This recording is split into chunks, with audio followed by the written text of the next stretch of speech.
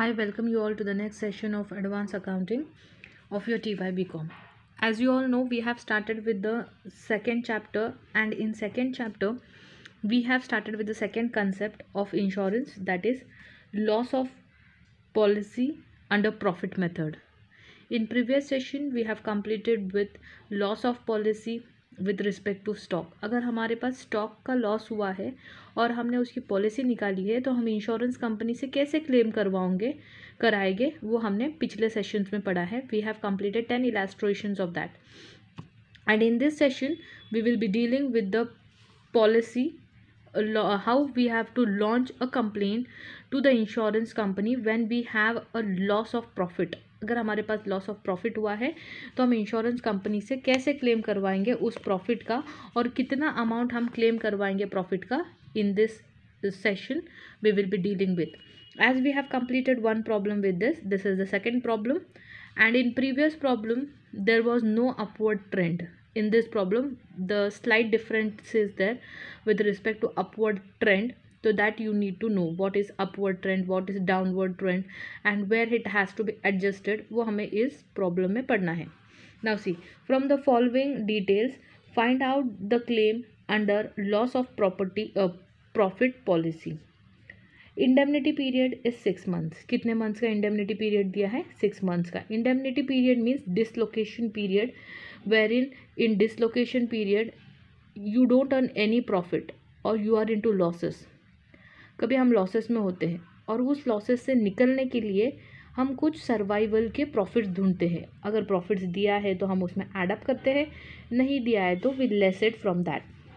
But here the indemnity period is for 6 months. Amount of policy is 4,50,000. Then we have date of fire is 1/4/2015.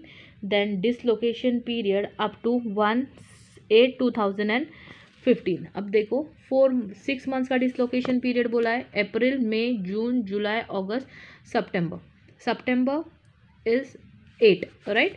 तो ये 6 months का dislocation period यहाँ पर applied हो गया है.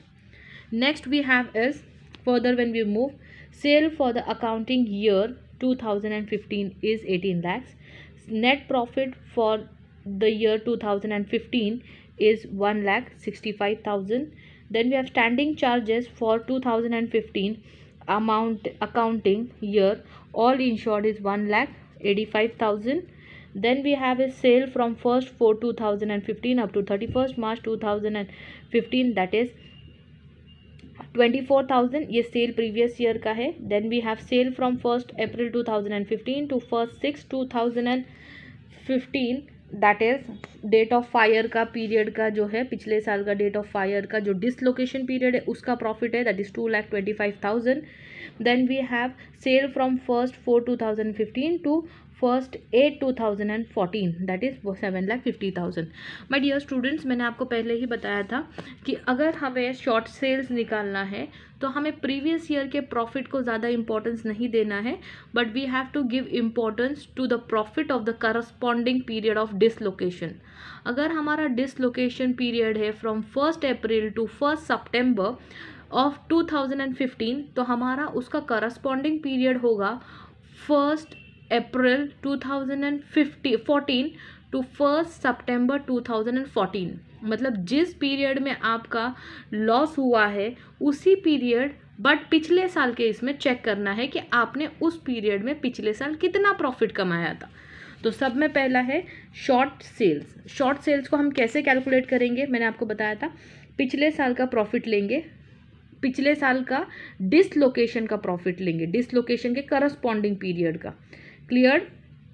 तो पिछले साल का जो ईयर है दैट इज 2014, लेकिन हमारा डिसलोकेशन पीरियड पिछले साल का कितना है, 1/4/2015 up to 1/8/2015. Sorry, yes, 1/4/2014, and this is the dislocation period. देखो हमारा फायर बर्स्ट आउट हुआ है इस 6 महीने में, तो हमें इस पूरे साल का प्रॉफिट नहीं चाहिए, बल्कि हमें इस पीरियड का भी प्रॉफिट पूरा नहीं चाहिए, बट इस महीने में, इस साल में हमारा ये जो पीरियड है, इस पीरियड का चाहिए। तो ये 2015 था पीरियड, ये 2014 था, तो 2014 में हमारे इस पीरियड जो है उसी पीरियड का 2014 चेक करना है। 2014 कितना है? 7,50,000। क्लियर? बट उन्होंने बताया है कि a clear upward trend was there in to the business. Clear upward trend मतलब पिछले साल जो प्रॉफिट हुआ था करंट ईयर में उससे आपको 10% ज़्यादा प्रॉफिट होने वाला है, क्योंकि ये आपका ट्रेंड है इस साल का। तो अभी आप क्या करोगे? लास्ट ईयर का शॉर्ट सेल्स फर्स्ट स्टेप है। शॉर्ट सेल्स कैलकुलेट करने के लिए sales to the in the period 1st 4 2014 to 1st 8 2014 that is 7,50,000। 7,50,000 उसमें अपवर्ड ट्रेंड 10% ऐड करोगे। 7,50,000 का 10% will come up to 75,000। Then the amount, take the total of that is 8,25,000। This 8,25,000 amount जो है ये आपकी होंगी अब first dislocation period of the dislocation period of corresponding year. Okay, next उसमें से आप लेस करोगे डिसलोकेशन, करंट ईयर का डिसलोकेशन पीरियड का सेल्स। कितना दिया है sales for the year 1st 4 2015 up to 1/6 2015। ये क्या है? अगर मैंने आपको बताया डिसलोकेशन पीरियड मतलब वो पीरियड जहाँ पर आप कुछ भी कमाते नहीं हो, आपका लॉस हो जाता है। बट फिर यहाँ पर अमाउंट कैसे दिए? 2,25,000। माय डियर स्टूडेंट्स, मैंने आपको ये भी बताया था कि अगर डिसलोकेशन पीरियड का लॉस होता है तो हम उस लॉस को रिकवर करने के लिए कुछ ना कुछ हाथ पैर मारते रहते हैं to earn something for that period, और that something should be less from this. 8,25,000 minus 2,25,000 जो यहाँ पर दिया है 2,25,000, the difference is 6 lakh. This 6 lakh is nothing but your short sales. ये 6 लाख क्या है? आपके शॉर्ट सेल्स है। नाउ फर्स्ट स्टेप हुआ शॉर्ट सेल्स का, आपका शॉर्ट सेल्स मिल गया। सेकेंड स्टेप में हम कैलकुलेट करते हैं ग्रॉस प्रॉफिट। ग्रॉस प्रॉफिट का परसेंटेज दिया है तो fine, if percentage is not here you have to calculate the gross sales. Gross profit क्या होगा? ग्रॉस प्रॉफिट का net profit plus standing charges divided by sales of the previous accounting year into 100। Net profit कितना दिया है हमको? देखो यहाँ पे प्रीवियस ईयर का 1,65,000। स्टैंडिंग चार्जेस कितने दिए हैं? देखो हमें प्रीवियस ईयर के 1,85,000। और प्रीवियस ईयर जो हमारा 2014 है उसका सेल कितना दिया है? देखो 1st अप्रैल 2014 टू 31st मार्च 2015 कितना दिया है? 20।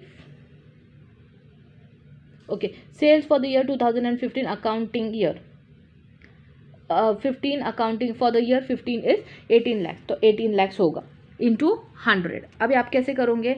1,65,000 plus 1,85,000 divided by 18 lakh into 100, तो आपका आंसर आएगा 25%। This 25% you need to apply a calci. Okay, अगर कैल्सी के बिना आप कुछ नहीं कर सकते यहाँ पर। This 25% is your profit, this 25% is your gross profit ratio. Now this gross profit ratio you will be applied to calculate loss on sales. Profit on loss on sales, आपको कितना प्रॉफिट हुआ है सेल्स के ऊपर। Gross profit loss on profit on sales is equal to gross profit ratio into short sales. Gross profit ratio कितना है? 25%। Short sales कितना है? 6 लाख। 25% का 6 लाख का 25% ले लो, that is 1,50,000। This 1,50,000 is nothing but your short loss, actual loss. अभी अगर एवरेज क्लॉज अप्लाइड है तो हमें एवरेज क्लॉज के हिसाब से हमारी अमाउंट कैलकुलेट करनी होगी to the amount to be loss to the insurance company. अगर एवरेज क्लॉज नहीं होगा तो this will be the final amount what we have to loss to the insurance company. But my dear students, हमें कैसे पता चला यहाँ पे एवरेज पॉलिसी है? They see the amount of policy they have given. What is the amount of policy they have given is 4,50,000। Amount of policy is how much? 4,50,000। हाँ, 4,50,000। See okay.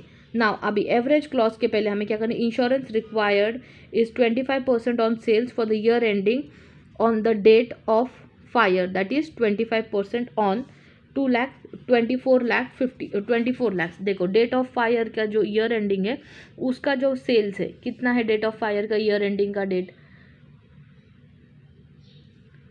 ये है, देखो क्योंकि डेट ऑफ फायर हमारी 1st 4 2015, 1st 4 2015 year ending date of fire जो है 24 लाख। तो 24 लाख का आप 25% लूँगी। अब आप बोलोगे कि यहाँ पर 26 लाख कैसे आया, 26,40,000। माय डियर स्टूडेंट्स, आपको मैंने पहले बताया था कि अपवर्ड ट्रेंड है, पिछले साल का हम ले रहे हैं, तो अपवर्ड ट्रेंड 10% प्रॉफिट से लेना पड़ेगा। तो अगर आप 24 लाख पर 10% निकालते हो तो आपको मिलेगा 2,40,000, and when you add 2,40,000 to your 24,000 you will get the amount that is 26,40,000, and 25% of 26,40,000 is 6,60,000.